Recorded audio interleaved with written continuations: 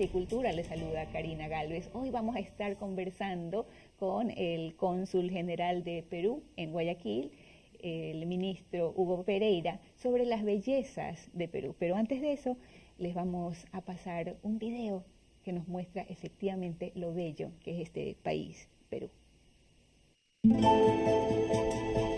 Dicen que hoy no es más rico quien más tiene, sino quien más momentos inolvidables vive.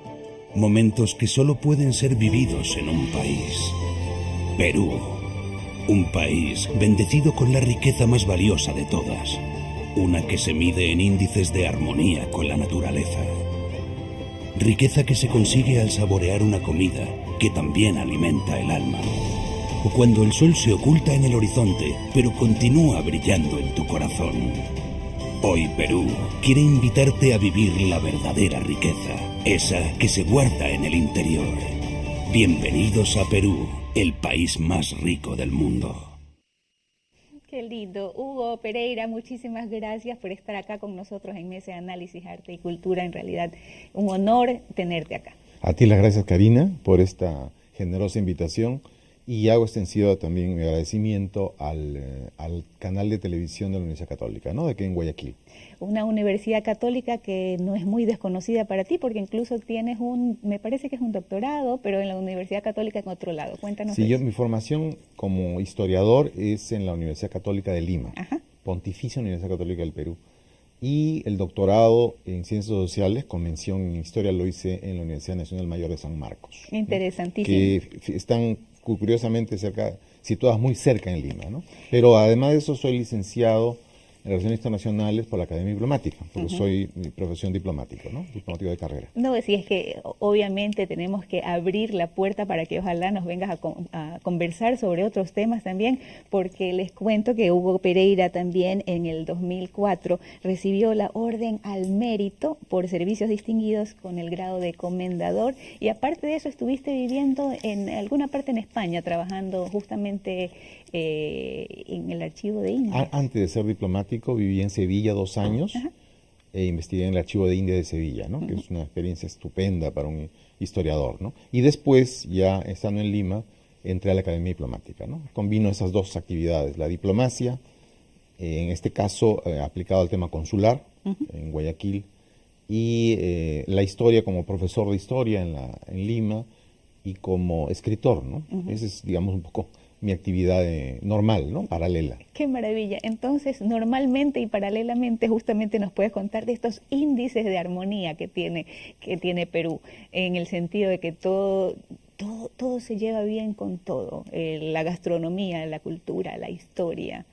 Lo que tiene el Perú, digamos, hablando de los términos más iniciales, básicos, es una peculiaridad muy especial, ¿no? Es un país que está situado cerca del Ecuador, por lo tanto debería ser un país muy tropical, completamente tropical, pero tiene algunos accidentes geográficos que le dan una complejidad especial, ¿no? En primer lugar, la corriente fría de Humboldt, que hace que tengamos un desierto en la selva, en la costa, perdón, donde no llueve, pero lo que es compensado con una enorme riqueza pesquera. Claro. Eso está compensado, digamos. Por otra parte, tenemos una cordillera que llega a los 6.000 metros de altitud, ¿no? En la parte central, en Ancash. Y eso hace, pues, que, digamos, las temperaturas sean, digamos, en términos europeos serían incomprensibles, ¿no? Puede haber en la sierra peruana un sol tropical a las 12 del día, pero a las 2 de la noche uno se está congelando, ¿no? En el mismo lugar. En el mismo lugar, Imagínate. ¿no? Por esa relación que hay entre gran altitud y cercanía con la línea ecuatorial. Y además de eso está la inmensa olla amazónica, ¿no? El río Amazonas, los afluentes.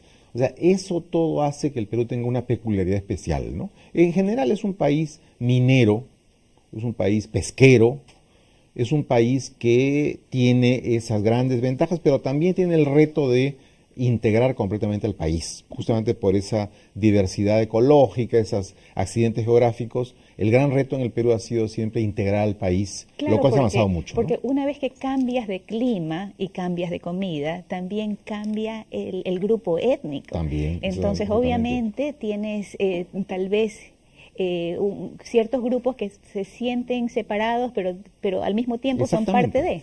Exactamente, y ahí entramos ya, si bien al comienzo hemos hablado de la parte básica, geográfica, hay que entrar a la historia, y la historia es justamente lo que tú has dicho. O sea, lo que ahora es el Perú, que en realidad hablamos del área andina en general, que incluye pues al Perú, al sur de Colombia, a Bolivia, bueno, ya mencioné el Perú, al norte de Argentina, el norte de Chile, todo ese espacio que se llama la zona andina, se caracterizó por una enorme variedad cultural, ¿no? Nosotros tendemos a unificarlo todo, porque Claro. nuestra tendencia es a ponerlo todo de manera simple, pero en realidad durante periodos enteros la tradición andina ha sido múltiple y variada, ¿no? Claro, porque si lo ves desde afuera, o tal vez si fuéramos norteamericanos, europeos o asiáticos, pensamos Perú igual Inca, para ahí. Y los incas en realidad fueron, claro, los incas constituyeron el máximo desarrollo social, tecnológico en el área andina, en Sudamérica, ¿no? O sea, de eso no cabe duda. La red caminera de los incas, el Capacñán, el desarrollo de la agricultura, las terrazas, los andenes, los sistemas hidráulicos. O sea, realmente en términos de organización era una cultura, una civilización impresionante. Cuando los españoles llegaron al Perú, al imperio de los incas, se sorprendían que cuando entraban a los pueblos no aparecían mendigos, porque en España lo normal era entrar a un pueblo y el caballero se veía rodeado de mendigos que le decían, por favor, ayuda. Se encontraban que nadie salía, porque había, digamos, todo estaba, digamos, totalmente organizado, ¿no? Había incluso sistemas contables, había quipucamayos que con cuerdas controlaban lo que salía, lo que entraba de la producción. Era un sistema muy complejo, o sea, muy complejo y de mucha valoración, autovaloración del ser humano y que sigue hasta ahora. Ahora, el ¿no? tema es que ese, digamos, es una verdad, pero también es cierto, y eso es lo que no se dice, que el Tahuantinsuyo o Imperio de los Incas o Imperio de las Cuatro Partes, como digamos, entidad expansiva, digamos como la Roma cuando desbordó Italia y se pasó a toda el Asia, el África, para comparar, ¿no? En esa etapa expansiva, estamos hablando de apenas pues siglo y medio como máximo, Claro. ¿no? Y eso es muy poco tiempo. Entonces, porque tenemos una historia larguísima. hubo muchos pueblos que se sintieron que estaban dominados por los incas. Interesantísimo, y vamos a retomar ese punto, justamente esta dominación, pero estos siglos de historia que tiene Perú. Es momento de hacer una pausa en Mesa de Análisis Arte y Cultura, no se vaya muy lejos, que regresamos en un ratito.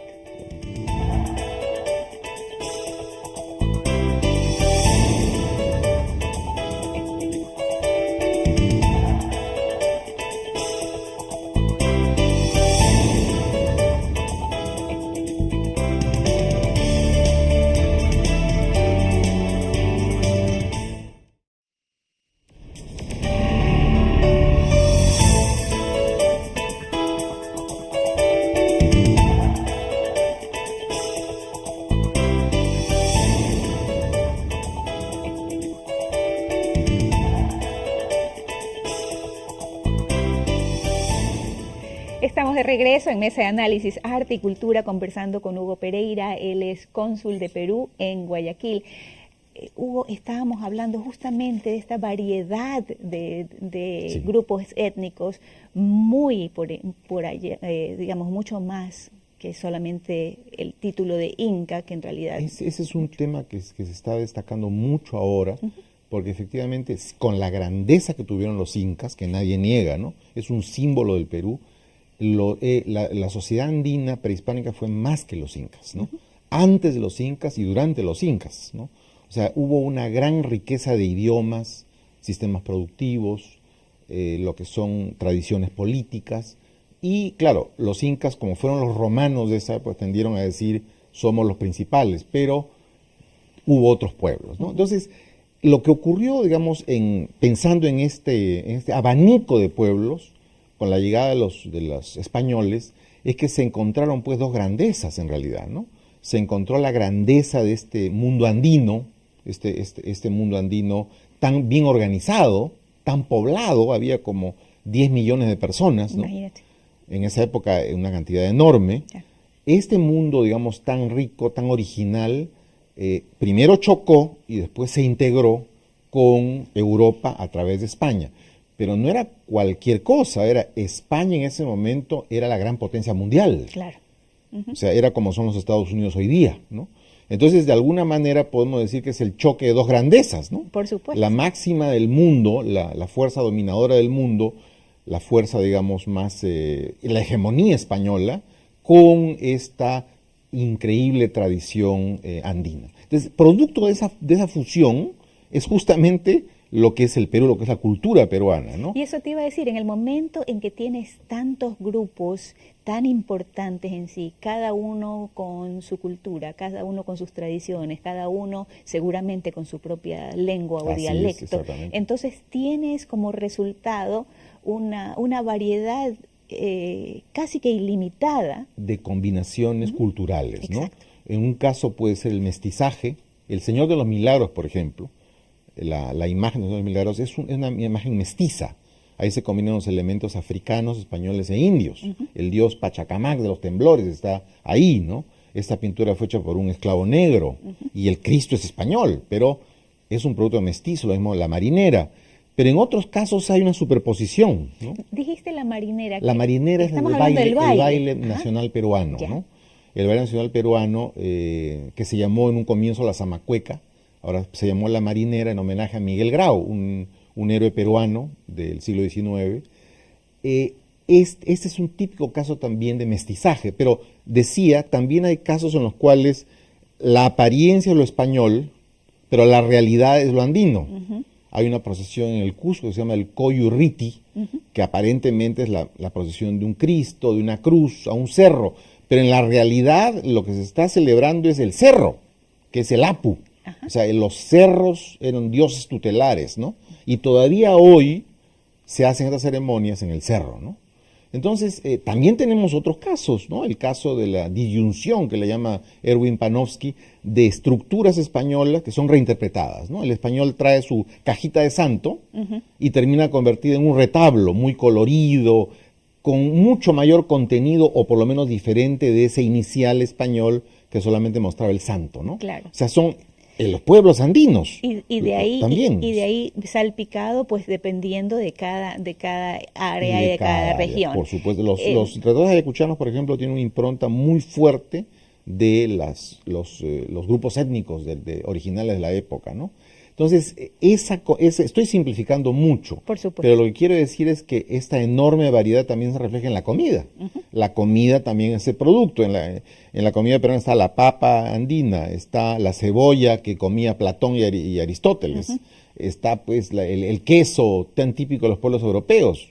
O sea, toda una serie de aportes culturales. Hablando ¿no? de la comida. Que en este caso tenemos es el anticucho, que es el corazón de vaca. Que es una comida muy típica de la costa del Perú, ¿no? Y está acompañado por lo que nosotros en Ecuador le llamamos mote, pero me parece que en el Perú le dicen cancha. Mote es la cancha blanda. Ya. El mote es un producto típicamente serrano.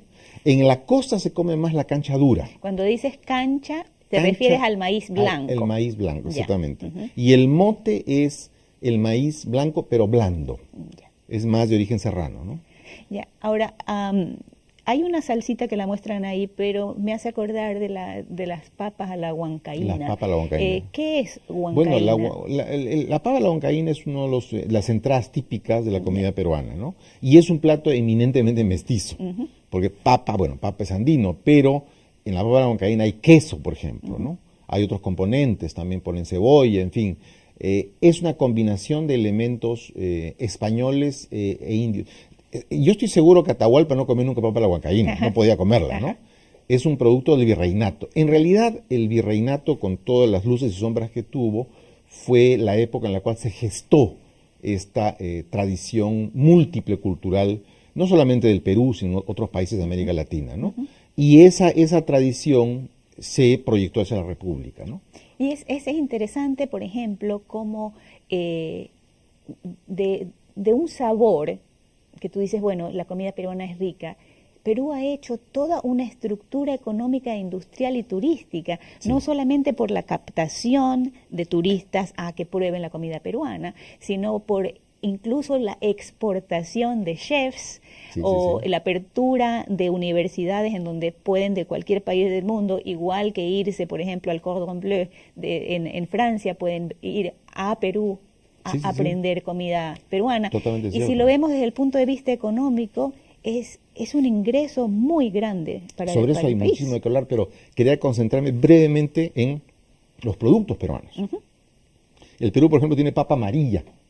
La papa amarilla no se conoce en Europa, ¿no? La papa amarilla genera un puré delicioso, ¿no? Papa amarilla, o sea, es una papa no coloreada, sino una Claro, papa que así es sale, naturalmente amarilla, claro. ¿no? Hay cientos de variedades de papas, ¿no? Entonces, la quinoa, la última vez que visité Europa, me hablaban los europeos de la quinoa como un producto maravilloso, a Claro, la vez nutritivo y dietético, uno de ¿no? los máximos superfoods. Ajá. Exactamente. Entonces, hay una serie de redescubrimiento de estos productos antiguos, andinos, que están teniendo repercusión económica importante. Esto sin mencionar aquella producción que probablemente no tiene origen en el Perú, ¿no? Pero que se cultiva muy bien en el Perú, ¿no? Por ejemplo, las alcachofas. Las Ay, mira, qué alcachofas, interesante. claro, Es que es impresionante. Cuando hablamos de Perú, podemos hablar de alcachofas, de incas, de imperio, de sí, santos, exactamente. también podemos hablar de montañas, de frío, de calor, incluso hasta de Nazca y de ovnis. Pero es momento de hacer otra pausa en Mesa de Análisis Arte y Cultura. Mientras tanto, usted puede enviarnos sus comentarios y sus sugerencias a nuestro correo electrónico, que es mesadeanálisis@ucsgrtv.com, o puede escribirnos a nuestras redes sociales en Instagram, en Facebook o en Twitter. Ya regresamos, no se vayan.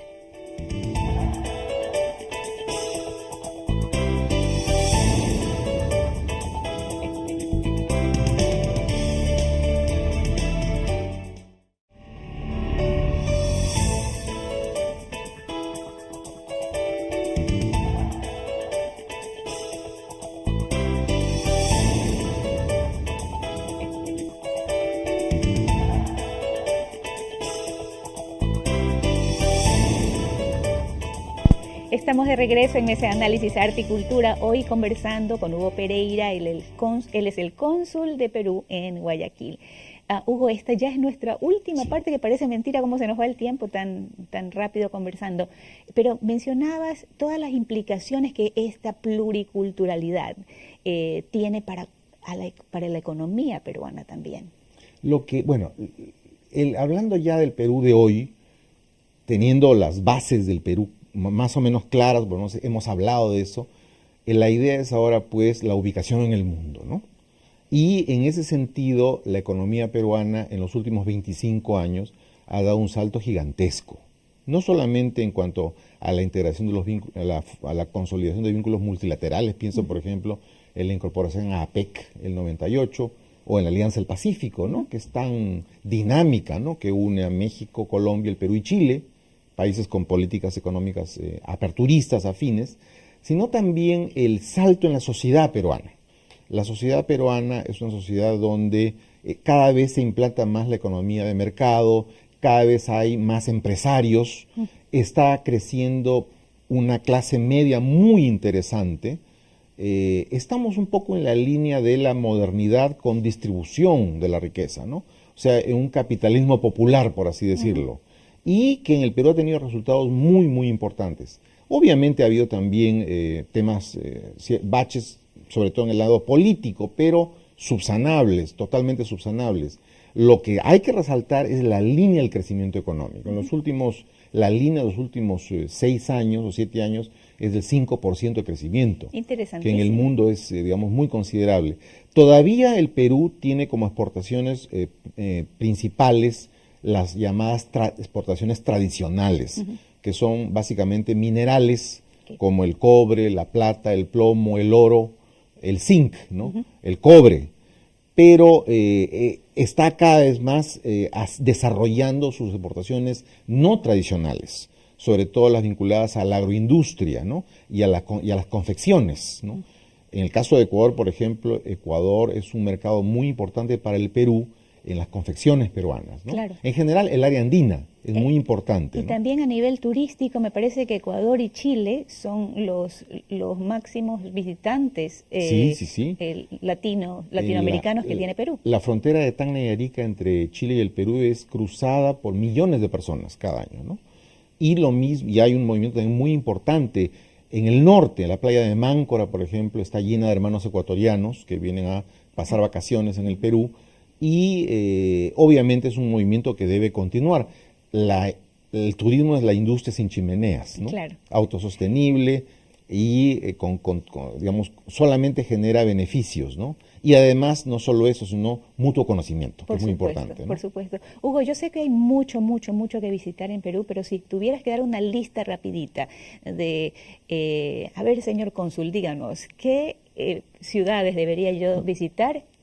Si yo fuera, digamos, tuviera que aconsejar a alguien que no conoce el Perú, le diría que llegue a Lima, esté unos días en Lima, ¿no? Que conozca sobre todo la gastronomía peruana, porque es en Lima donde se centran los mejores restaurantes del Perú y muchos de los mejores museos del Perú, de historia peruana, pero que no deje ir a dos circuitos adicionales. El circuito del sur, que es encadenando, están las ciudades de Arequipa, Puno y Cusco, que son las ciudades emblemáticas del sur del Perú, y el Cusco es trampolín para ir a Machu Picchu.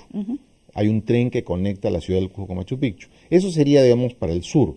Para el norte, aconsejaría mucho el circuito La Libertad, Chiclayo, Cajamarca, y también la zona más al interior de la selva, donde se están descubriendo nuevas ruinas, o se están potenciando, mejor dicho, ruinas que no se conocían mucho, como las de Cuélap. Y de hecho incluso hubo un descubrimiento muy grande de una momia de un niñito. Es en el norte y sobre todo en la parte en la cual, en la frontera entre el Ecuador y el Perú, está apareciendo toda una serie de descubrimientos. Hay incluso un teleférico, han puesto en Cuélap para los turistas, para que visiten esa zona de Cuélap, y es una zona que es menos conocida, pero hay que promocionar, y estoy seguro que los que vayan van a disfrutarla porque es espectacular, ¿no?